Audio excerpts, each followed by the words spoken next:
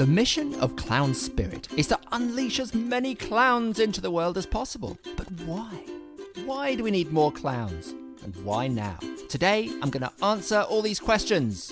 But be warned, if you're not already into clowning, listening to this podcast might change your life.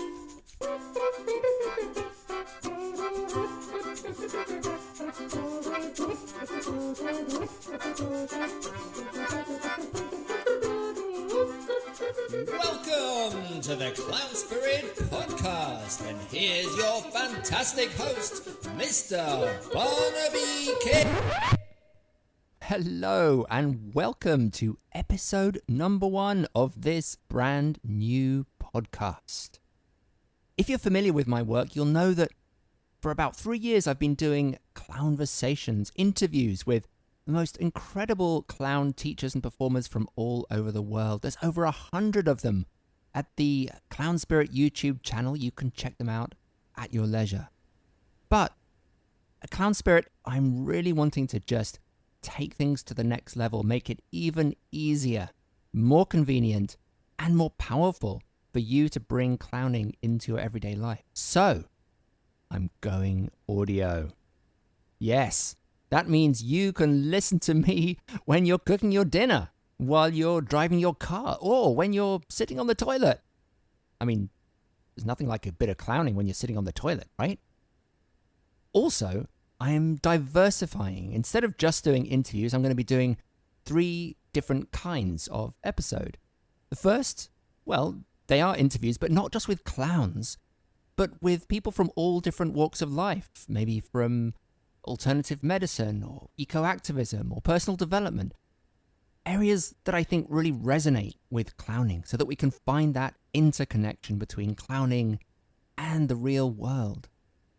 The second kind of episode is going to be looking back over those 100 episodes and bringing you those nuggets of gold and inspiration and reducing them, editing them down into more palatable, more convenient formats with some explanation and commentary from me. And the third kind is basically just me talking about different topics related to clowning. The overall goal then of this new Clown Spirit podcast is to nourish you on your clown journey by giving you new perspectives, reliable information, provocative ideas, inspiring stories, practical tips, and loving support. Let's activate the beauty and power of the ridiculous to create the kind of world we'd like to see. Let's do it together. Of course, if you really want to bring clowning actively into your life and power up your clowning potential, you're going to need more than a podcast. And that's why I created Clown Spirit Village. Clown Spirit Village is a space dedicated to supporting your growth as a clown. Whether you're a seasoned performer or a clown newbie, or perhaps you're just interested in how the practice of clowning can benefit you and the world, Clown Spirit Village gives you the resources you need. We have coaching sessions, masterclasses, workshops, courses, a resource library, and a lot more. And using these tools, members use Clown Spirit Village to connect with other clowns, to inspire their creative work, and to bring clowning into their lives. We're a subscription-based membership which offers complete flexibility. But above all, we're a close-knit community where we can feed and be nourished by others on the same path as us. Find out more at go.clown-spirit.com. And now, let's get into this week's episode.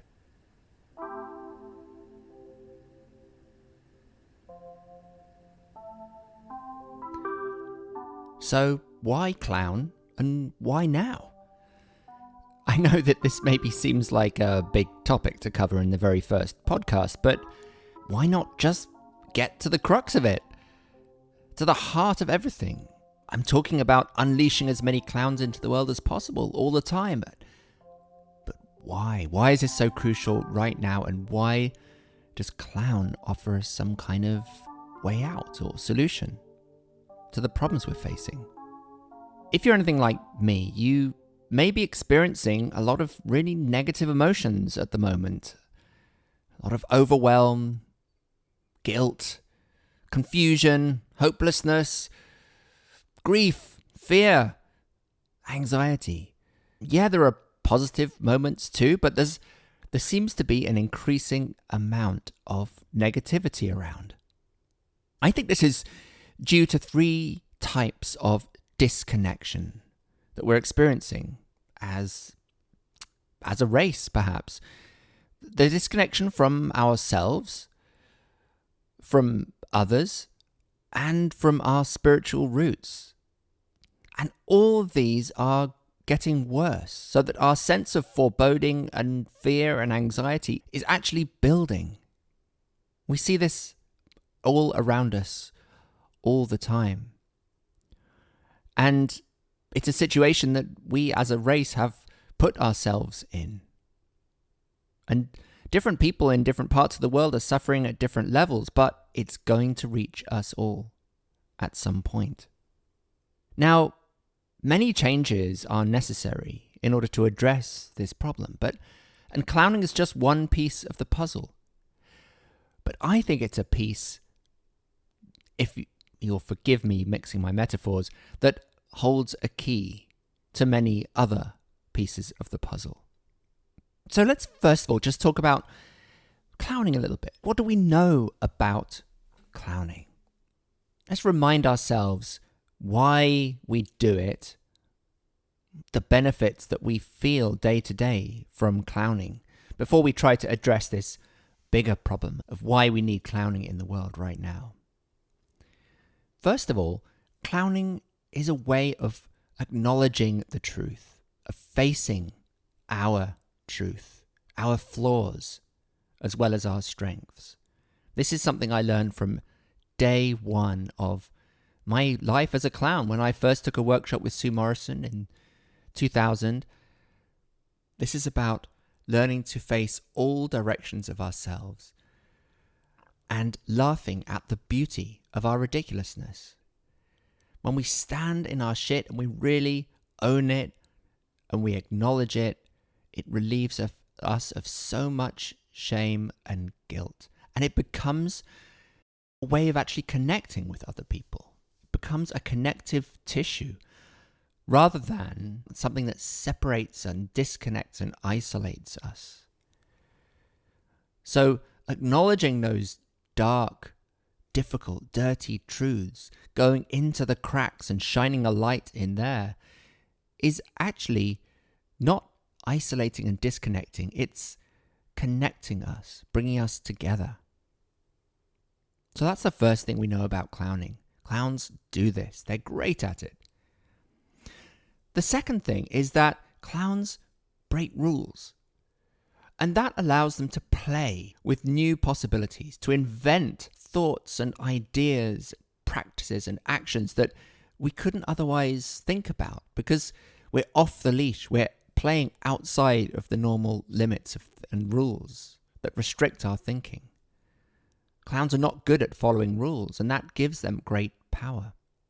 The third thing is that clowning is about connection. When we can live in the present moment, we can be attuned and reactive to exactly what's going on in the space around us. We come into this space of true interconnection with one another. And we see this over and over again in workshops, in performances where clowning is happening. Everybody in the space is suddenly dropped into this kind of transcendent web, this space of intimate spiritual connection. We're breathing together, we're feeling together, we're laughing together, we're crying together. This doesn't deny our individuality. In fact, it acknowledges our individuality, but it also makes us hyper aware of our connection, of our deep underlying rooted connection, that we are all essentially one. So that's what we know about clowning. It's good just to remind ourselves of that power, the access to that power that we have when we clown. So let's do this. Let's face our truth. Let's talk about our flaws and our challenges. Let's talk about the problems we're facing today in the world. From my point of view, we could see this planet as a kind of giant spaceship that, at the moment, is hurtling towards self-destruction. Despite multiple warnings and crises that have arisen, we don't seem to have changed anything, really. We are still riddled with contradiction, with paradox, with behaviors that are self-destructive. We went through a pandemic which seemed for a moment to teach us the problems and to show us a different way. But when it was over, we went right back to how things were. In fact, maybe even worse. Think of that image of Charlie Chaplin in modern times working at that conveyor belt in the factory. And the conveyor belt gets faster and faster and he can't keep up, and eventually he gets sucked into the machine and becomes part of it and eventually gets spat out again. This is a great image for us. It's like we're being consumed by the machine we created. We're becoming part of the machine, is becoming part of us. This is true of technology on one level. We're becoming so much more dependent and reliant on our technology all the time, so we lose our faculties, our ability to perceive and judge and survive in the world. And at the same time, we continue to invent more and more advanced technologies that take over those abilities and functions that we used to have. And we enjoy it, and we spend a lot of money and time investing in those things. And yet in some way they are weakening us, making us more vulnerable. I see this all the time in education. My kids come back from school and they tell me they're spending so much time interacting with technology. Education is becoming mechanized, systematized, again, despite warnings and amazing work that educationists have done over the years. We understand the problem. We know what we should be creating. But apart from in little pockets here and there in the world, we are creating an education system that does not prepare our children for the actual world that we live in. The business world is out of control still, profit-driven, negligent, doesn't really care about anything except profit and growth and the bottom line and the shareholder. People don't matter. The world, the environment, other living creatures don't matter. All that matters is this fictional, abstract concept of wealth, of money and its accumulation. In the world of politics, it's become a shouting match between the rich and powerful, and it's ugly. We find ourselves in a crisis of leadership. Leaders who are demonstrating and modeling values which are directly counter to what we need to be doing as a race to grow healthy and to survive.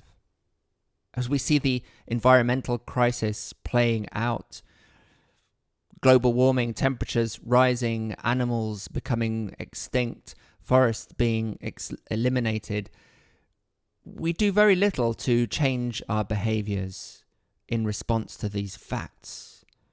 We know what's happening. Most of us believe the scientists and what we're being told.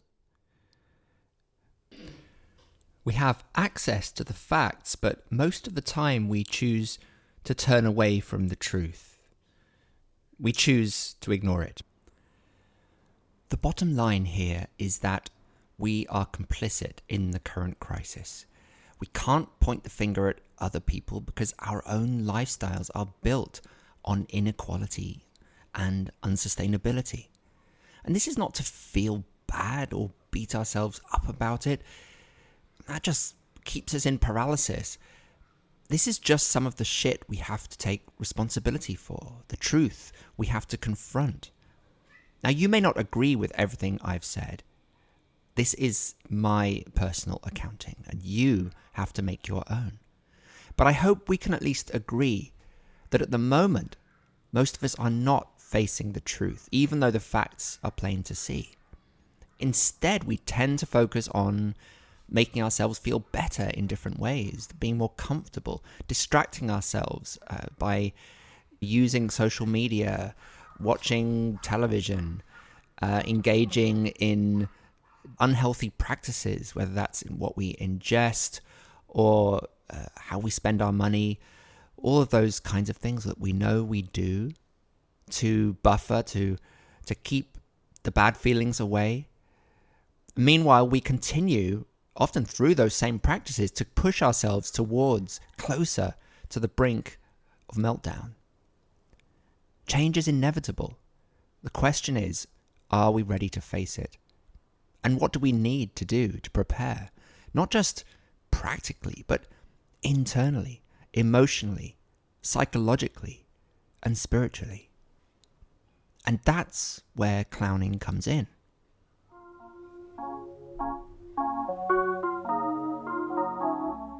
So, what are the new possibilities that clown offers? How can clown help us to negotiate this seemingly bleak downward spiral that we're trapped within? This hurtling towards our own self-imposed self-destruction.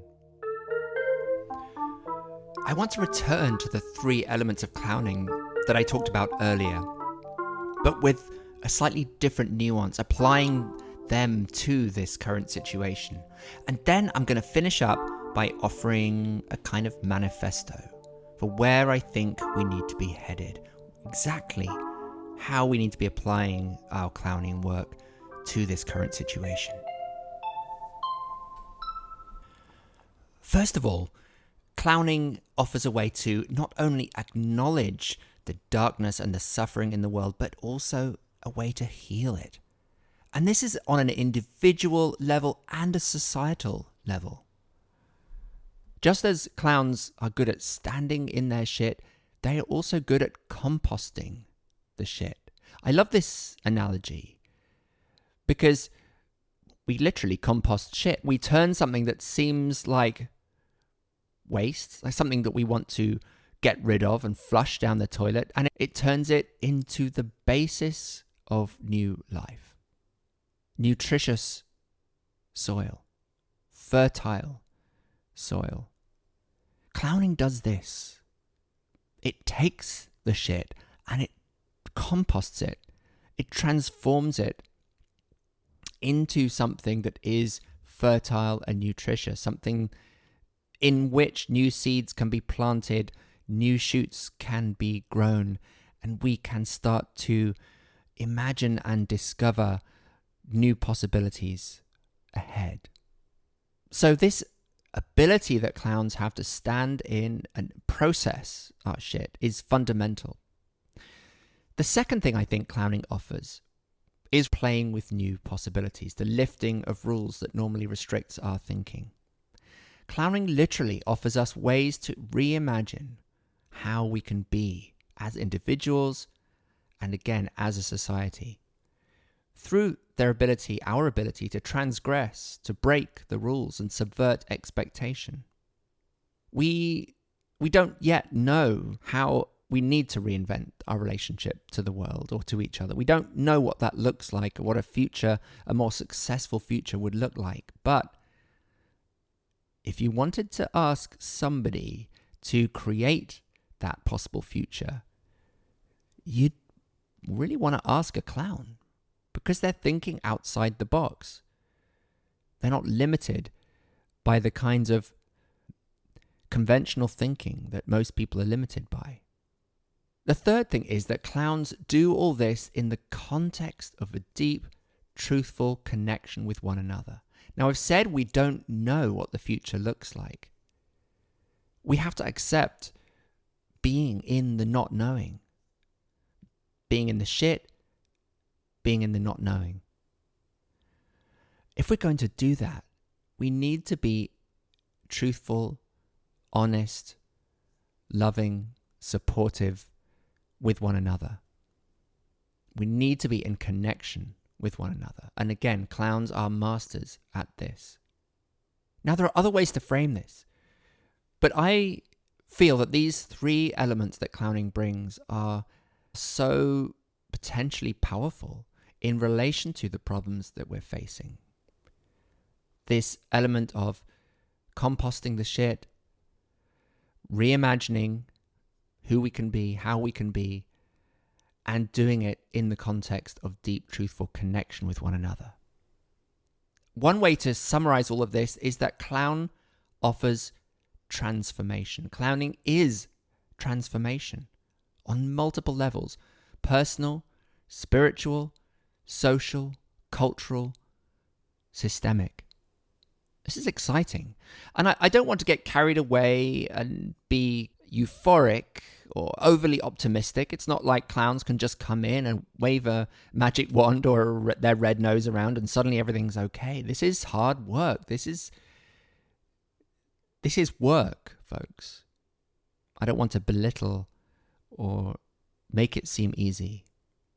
But I believe that clowns, as I said, have the tools that are necessary, or at least some of the tools. They have the key that helps us unlock many capacities that we need to develop. So, to conclude, I want to create a slightly more practical manifesto.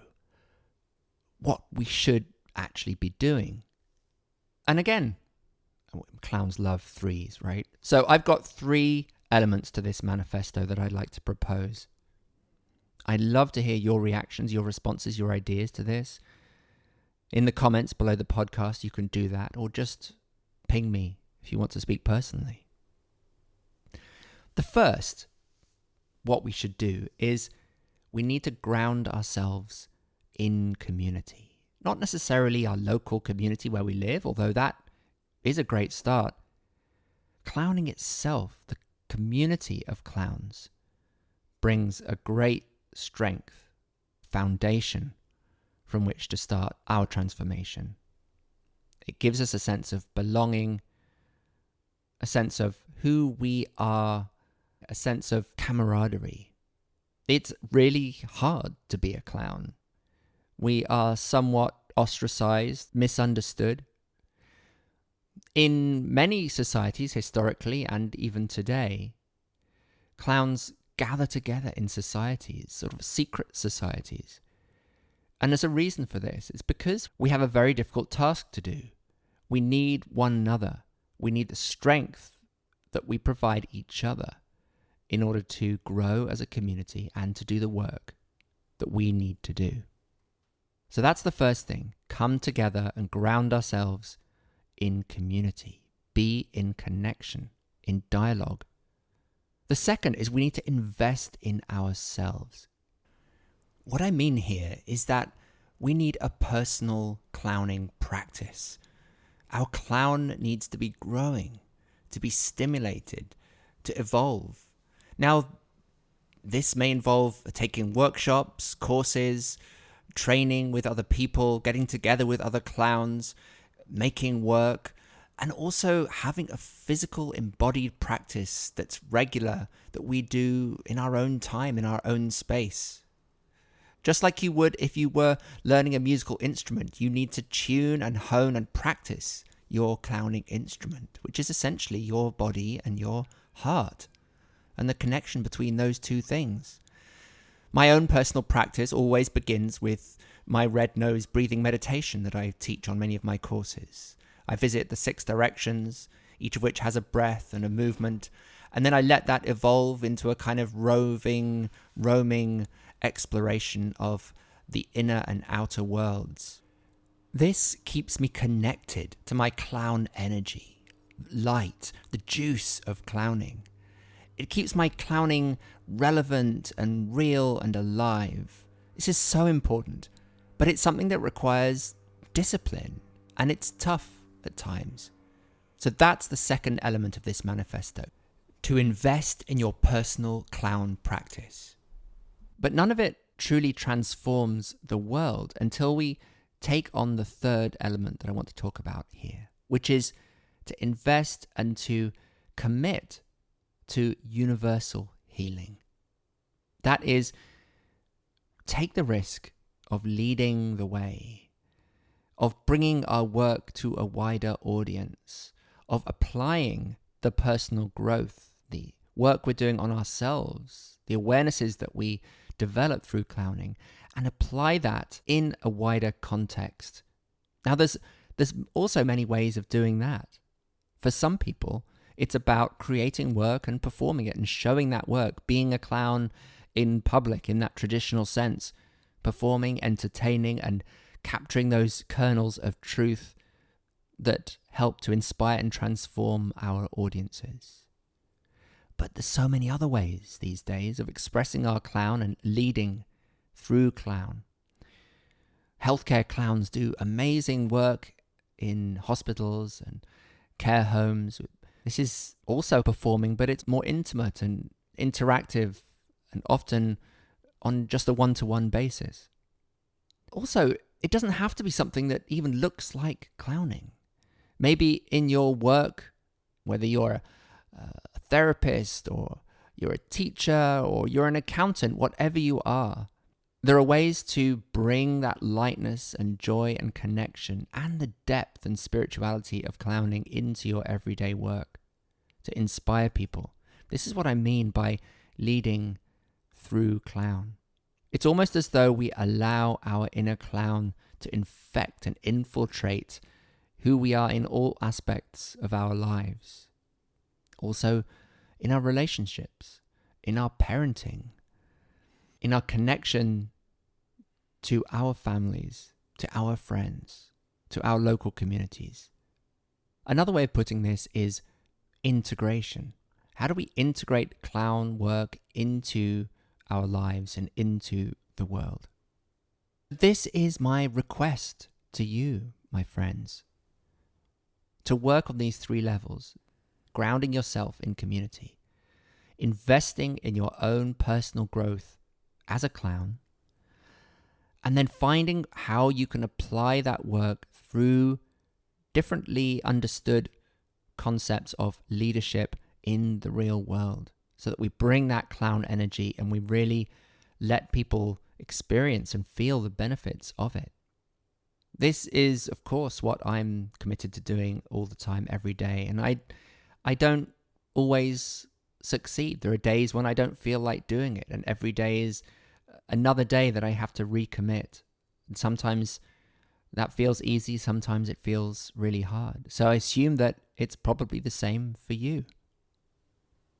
Don't be disheartened. Don't give up. This is normal.